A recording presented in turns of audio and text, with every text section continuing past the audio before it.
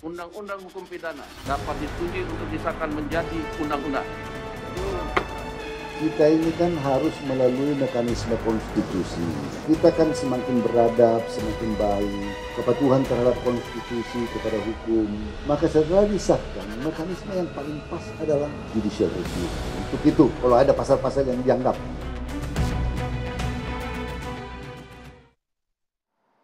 Iya, kita langsung akan coba meminta Bang Thomas untuk membahas bagaimana kemudian lembaga negara bisa merasa terhina, Bang. Ya, kalau saya mau menjelaskan dulu supaya kita tidak keliru pemahamannya soal masa transisi.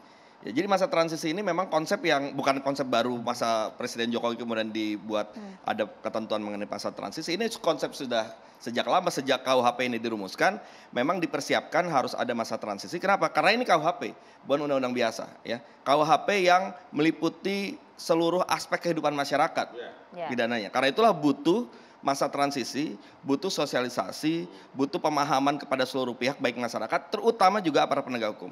Yang kedua, kenapa dia butuh masa transisi? Karena ini KUHP terdiri dari dua buku 1 dan buku 2. Buku 1-nya itu berisi prinsip-prinsip hukum, ketentuan-ketentuan umum, yang banyak hal-hal yang baru, yang sebenarnya buku 1 ini sangat progresif, ya.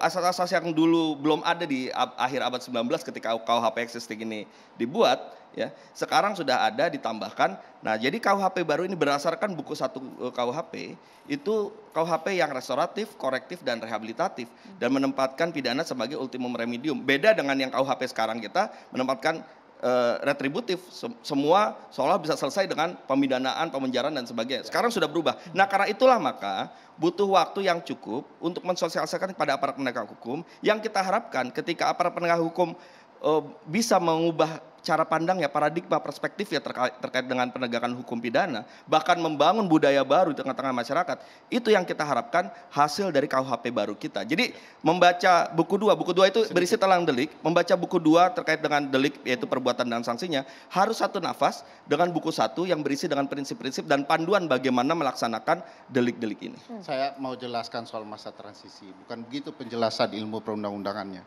Pasal 87 Undang-Undang 12, Junto Undang-Undang 13 2020 menjelaskan ada 3 kenapa ada masa transisi. 1, belum siap sarana, prasarana, sumber daya manusia. Kenapa dibutuhkan 3 tahun sosialisasi? Ini kan buku kitab Babon ya, besar sekali gitu ya kitab, sehingga butuh kemudian penyadaran-penyadaran baru bagi aparat penegak hukum, warga negara dan lain-lainnya. Kita tidak persoalkan itu, persoalannya adalah ada pasal-pasal yang saya anggap sebagai nila dalam susu sebelanga. Banyak pasal yang bagus, gara-gara beberapa pasal rusaklah kitab yang disusun para maestro hukum pidana Indonesia ini. Itu yang tidak terekspos. Bang Immanuel mungkin ingin komentar sebelum ke Bang Taufik Basari, pasal-pasal yang mungkin sebetulnya kita senang-senang aja ya, kontroversi. Anak bangsa ini membuat sebuah terobosan dengan membuat produk undang-undang. Tapi dari beberapa pasal yang kita lihat, roh dan nafas mental kolonialnya masih terlihat daripada kita sebagai anak bangsa yang selalu menjunjung tinggi prinsip dalam masyarakat demokratis kita. Kita lihat hampir semua dari pasal 1 yang dari 13 pasal yang kita tolak ini kan rohnya ini buat roh negara yang sangat totalitarian sekali, bangsa-bangsa yang otoriter lah ya kita lihat. Dan ini kan tidak bagus, apalagi soal mengkritik.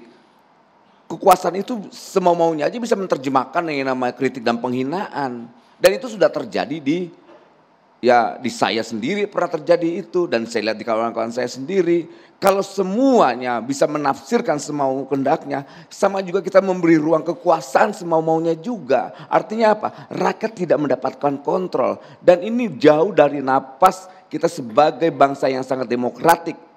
Dan ini harus kita tolak, tidak bisa tidak. Nah, tadi Bung Tobas sudah luar biasa. Berdialog itu memang penting. Nah, yang kita kritik kemarin kayak, ya kalau mau ke MK aja. MK-nya beda pandangan aja dicopot besoknya.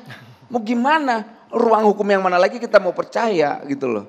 Nah, disinilah pentingnya dialog. Makanya saya sih masih percaya lah ya dengan adanya kawan-kawan saya di DPR. Mungkin mereka juga lengah, terlalu letih merumuskan undang-undang yang berat ini. Atau mereka malas atau apalah saya tidak tahu. Tapi semangatnya kawan saya ini tidak berubah. Apalagi Bung Balin. kita jangan sampai memberi ruang kekuasaan terlalu besar.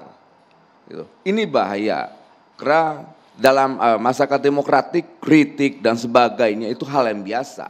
Dan ini memang harus kita sadarkan publik dengan hal-hal yang kritis. Jangan lagi, ini saya takut logikanya ini logika feodalistik sekali. Gitu loh. Undang-undang korupsi yang dulu dapat denda 200 juta, sekarang cuma 10 juta.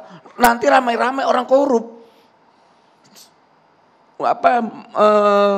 Pidananya minimum 2 tahun, maksimum 20 tahun. Orang korupsi nanti ramai-ramai. Kenapa minimum misalnya 15 tahun? Maksimum ya hukuman seumur hidup. Mungkin publik merasa senang lah. Undang-undang di sini undang-undang korupsi, dikorupsi juga dendanya. Dulu kemarin kan 200 juta, sekarang 10 juta. Undang-undangnya aja dikorupsi. Wih, kacau ini. Oh gimana bangsa ini mau maju? Undang-undang yang menjadi harapan aja dikorup. Kedua juga, kita ini kan bukan Afghanistan. Seperti polisi moral. Kok negara ini seperti mencerminkan polisi moral? Nggak bisa. Sampai ada undang-undang persoalan asusila itu. Yang apa itu pasal berapa itu kita lihat. Kacau. 411, 412. Nah itulah. Jadi ya kita jangan sampai menjadi mundur ya. Jadi mundur seperti bangsa yang kecenderungannya lebih otoritarian, yang itu yang kita tolak sampai detik ini. Semangat saya untuk berjuang di 98 itu sampai detik ini tidak akan saya rubah. Makanya saya khawatirkan kita tidak lagi memiliki semangat perubahan. Memang tadi Bung Ngabalin bilang iya, undang-undang ini berlaku 3 tahun ke depan, tidak mungkin sekarang gitu. Tapi orang opini seakan-akan ini kan kepentingan presiden. Saya yakin ini bukan kepentingan presiden. Kepentingan siapa? Ini kelengahan orang-orang yang idiot. Yang tidak mencerminkan bahwa dia tidak mampu beradaptasi terhadap masyarakat yang sangat demokratik, yang kritis. Dan ini harus kita kritik. Mungkin jangan-jangan pernyataan saya hari ini, orang yang pertama yang akan dipenjara karena undang-undang ini. Itu loh. Karena saya anggap bahwa mereka-mereka itu yang coba merumuskan ini, beberapa ya, saya tidak mau bilang semua. Atau tidak menjeneralkan. Beberapa orang-orang idiot yang di parlemen sana, dengan watak malas dan korupnya, dia tidak peduli dengan yang namanya kehendak rakyat itu sendiri. Bang Ngabalin. Semoga ini bisa dilaporkan dengan ketuanya nanti itu 2024. Jangan ya semoga Toba juga tidak melaporkan saya ya, karena kita sama-sama pernah memperjuangkan bagaimana bangsa ini lebih punya kesadaran yang demokratik itu. Gitu Om Ngabalin. Bang Ngabalin, kalau misalnya contohnya seperti ini bisa kena pidana nggak dengan KUHP yang pasti dipidana. Justru dengan KUHP existing sekarang ini dia udah bisa dipidana. Nah itu dia. Kalau KUHP yang ini bukan bentuk kritik ya? Existing yang sekarang. Ya, ini sekarang. bukan bentuk kritik. Kalau ke KUHP yang baru itu nggak bisa. Apanya mau dipidanakan dia? Coba dari sisi mana? Orang coba. 311 sudah dibatalkan MK. Yang mana? 311 sudah dibatalkan. Ya 311, tetapi dari diksi dan narasi apa yang dipakai untuk dia bisa dipidanakan. Makanya itu Undang-Undang Dasar 1945, Noel, pasal 28, 28E, turunan itu menyangkut kemerdekaan orang berpendapat, bukan? Turun lagi Undang-Undang nomor 9, tahun 1998, si cantik manis tadi bilang. Bagaimana tata cara pelaksanaannya? Peraturan Kapolri mengeluarkan satu peraturan 27 deh kalau nggak salah tahun 2012 deh tentang tata cara pelayanan, pengamanan, penanganan seluruhnya tentang orang berpendapat di ruang publik. Apanya yang dikhawatirkan?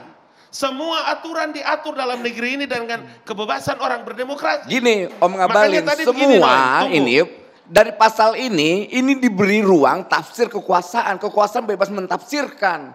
Kalau Toba bilang ada batasan-batasan, nah, mungkin tidak. Itu salah nanti begitu siapapun cara yang berkuasa, Noel, ada jaminan Noel, nggak siapapun nanti berkuasa tidak melakukan tafsir itu? Nggak bisa. Ada nggak? Ada yang nggak memberi jaminan itu? Orang tidak menafsirkan undang-undang karena undang-undang itu sendiri menjelaskan tentang penjelasannya masih teknis tidak substantif. Gimana? Ente tadi dengar kayak dulu. soal ambulan katanya. Nanti jangan sampai nanti ambil ambulan. Loh, kekuasaan ini bisa bikin ambulan 10 Noel ambulan, dengar, 20 Noel ambulan, dengar. 50 Tadi ambulan. Noel ngomong saya diam, saya dengar. Silakan Bang Ngabalin. Noel ingat baik-baik Undang-undang itu menjelaskan tentang dirinya termasuk di dalam penjelasan.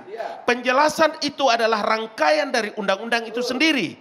Itu sebabnya kenapa dibutuhkan komponen-komponen turunannya.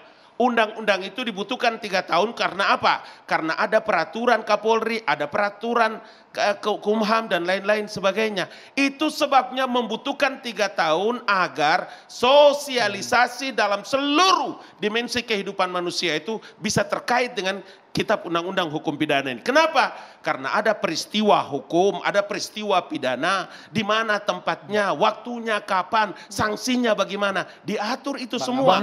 Tidak bisa ada orang menafsirkan itu sesuka hatinya. Ya, jadi gini, tunggu udah bicara juga saya dengar. Tunggu udah. Abang belum menjelaskan bagaimana cara menghina lembaga negara itu, saya ingin dengar. Udah dengar baik-baik. Nanti tentu Tobas akan bisa menjelaskan itu. Toba akan bisa menjelaskan. Tapi yang saya mau katakan supaya begini. Kenapa kita tidak bangga dengan kitab undang-undang hukum pidana yang dibuat oleh tangan dan pikiran anak-anak negeri ini. Itu loh. Waktu undang KUHP kolonial dulu kita protes. Sekarang ini sudah dibuat KUHP-nya. Sampai situ dulu Bang. Kalau kita bangga. Tapi kalau watak dan semangatnya masih mental kolonial, apa yang mau dibanggakan? Kasih tahu supaya dia ngerti ini diskusi yang mana, pasal mana, ayat mananya. Dan 1 dari 9 yang kita tolak itu semangat kolonial. Kasih tahu supaya dia bisa jelaskan karena dia yang proses ini di parlemen. Nah itu makanya tadi kita jelaskan. Ini ada 218, 240. Oke, 218 umpama 2 seperti 218. Dia bisa jelaskan itu perkara. 218, 256, antara semuanya. Bang Noel, adik manis ini juga ingin bertanya. Yang sulit-sulit ke Bang Tobas ya. Bukan, karena pembahasannya di parlemen. Ditahan dulu Bapak. Iya kan? Tidak di KSP, tidak di pemerintah. Pembahasan di parlemen melibatkan pemerintah.